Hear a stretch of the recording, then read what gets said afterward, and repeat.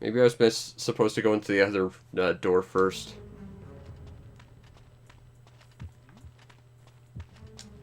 Hey! Who are you? Nope. Ow. Oh.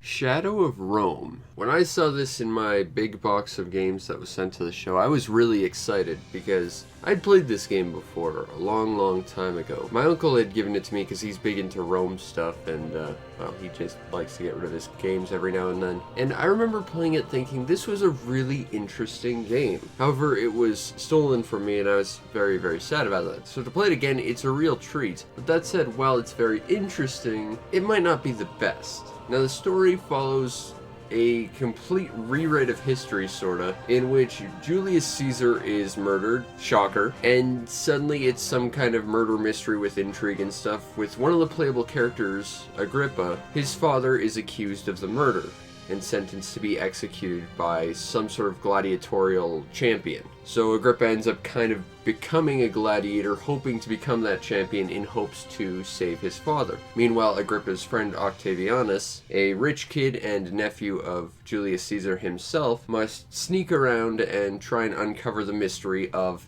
Caesar's assassination. Now, I'm no historian, but I'm pretty sure it's well documented who murdered Caesar. It wasn't really a secret or anything. In fact, I'm pretty sure there was a holiday based off of this, and hell, Brutus minted coins to celebrate. But let's ignore the historical inaccuracies into this nonsense and just talk about the story as a whole. I think it's interesting to sort of create a new take on historical events, and this one is actually kind of fascinating. I would almost say it's akin to like some kind of political spy thriller, but set back in the time of Roman gladiators. And you know, that's fascinating to me.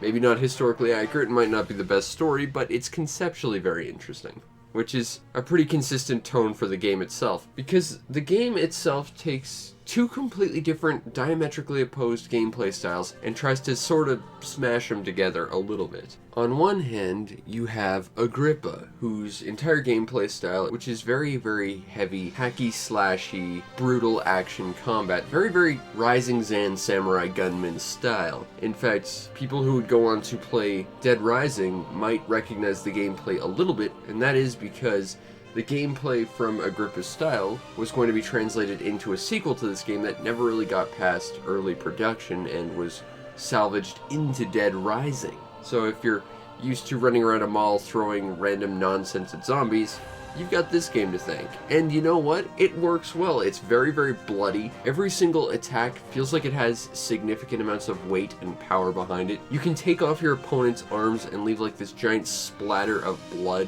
just gushing out.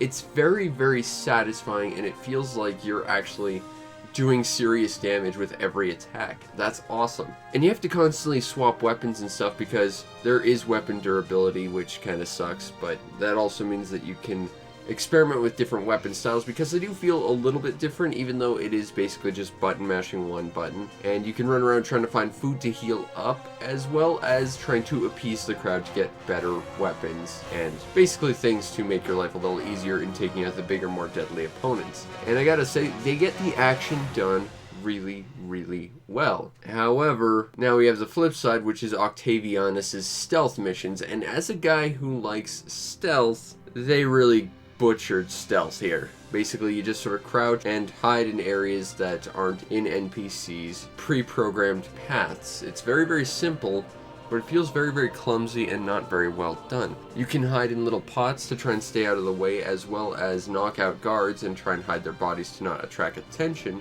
but it all feels kind of rushed and half-assed and not really thought through. Because while it does lead to some really inspired moments, such as a moment where you have to sneak past a legionnaire that's patrolling a completely straight, empty hallway by hiding next to his shield where he can't see you. Seriously, that was really clever. You then have the next hallway where you have to get past a guy who's standing at a door and has no pattern for which you can exploit and walk past. You just have to run past him and hope he and the three guys in the room behind him don't immediately instant kill you because you have no health. Which led to me ending up on top of a shelf with them all staring at me for about 5 minutes until they decided they got bored and walked away.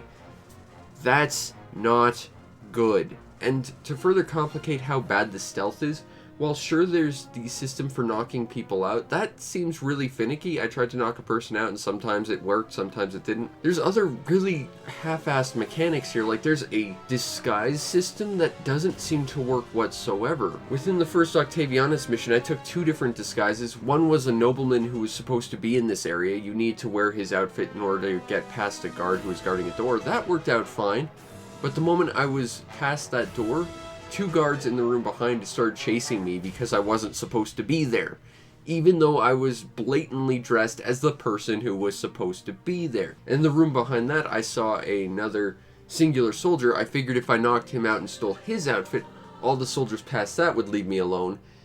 Yeah, no, the disguise system just flat out doesn't work. It just seems to exist as some kind of really obtuse lock and key system in order to get to different areas, but even then it feels half-assed and butchered because once you get into that area, the enemies still chase you because you're apparently not supposed to be there. Seriously, Octavianus' sections are clumsy, they're clunky, and while I'm a big fan of stealth, this is really loosely based on the concept of stealth.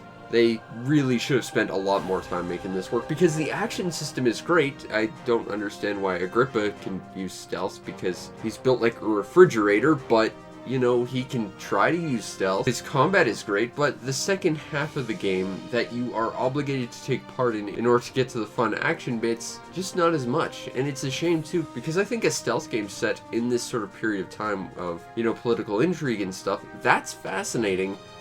I just wish it was done better. And unfortunately, because you have to play both halves, you can't simply stick to one gameplay style or the other. And I think the fact that they spent time on this took away from time they could have further polished the action segments, which kind of hurt it as a whole, even though those segments themselves are still really good, which kind of ends up leaving the gameplay itself as kind of a mess. And it's a shame because, like I said at the top, it's really interesting and I want to enjoy this game a lot. But only half the game is that, and the other is just kind of a painful slog. Now, the overall presentation to Shadow of Rome is really damn good. I think it looks very good. The characters look great. The environments are really well done. I really liked sneaking around the forest in the opening stage as Agrippa before he was a gladiator. I enjoyed the interiors of the buildings. I was trying to sneak around even though it wasn't really all that well done. I think the overall outside areas where you're running around as Octavianus could have been a little bit more populated to make it feel more like an actual living city, but still, pretty much visually, it looks great in all regards. Audio-wise,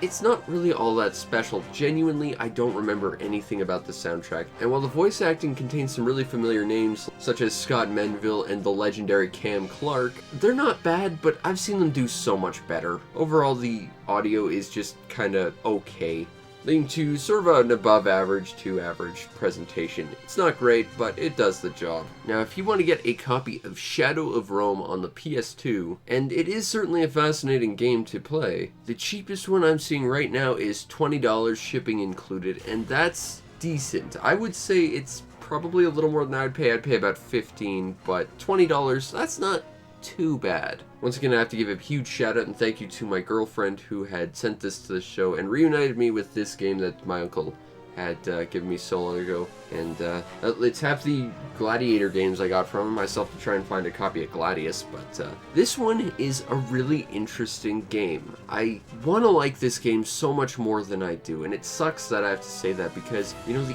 action is legitimately satisfying and impactful. The overall idea of creating political intrigue around this time, it makes a lot of sense. Yeah, they kind of rewrote history in a weird way, but still, it's an interesting idea, and having a game that's both stealth and heavy action, two concepts that are basically completely opposed to each other, that's an idea with serious merit. But at the same time, then you have to realize Metal Gear Rising: Revengeance tried to do the same thing, and it went about as well.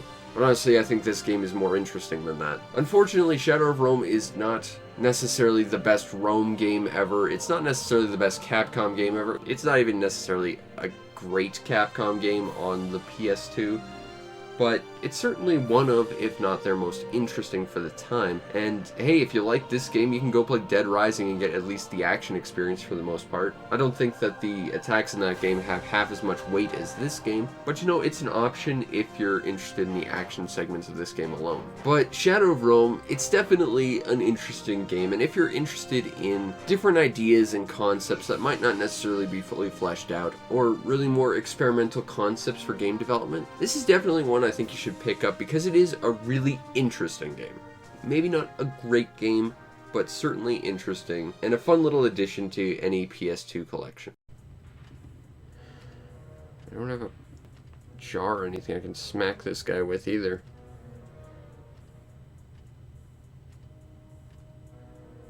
Can't I just throw the coin over there and make him go take a look?